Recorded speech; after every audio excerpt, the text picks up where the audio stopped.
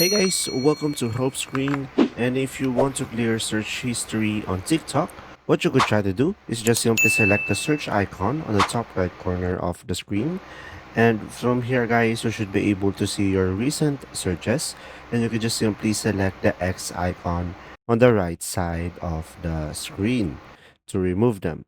Now, if you want to remove all of them at once, what you could try to do is just simply go ahead and go to your profile.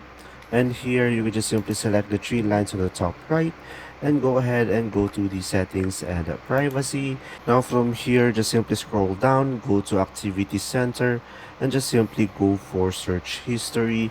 And after that, you should be able to see here select.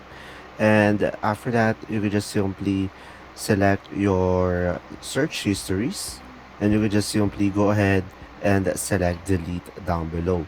And after that, just simply tap on delete to proceed. I hope this video helped you understand more. Thanks for watching.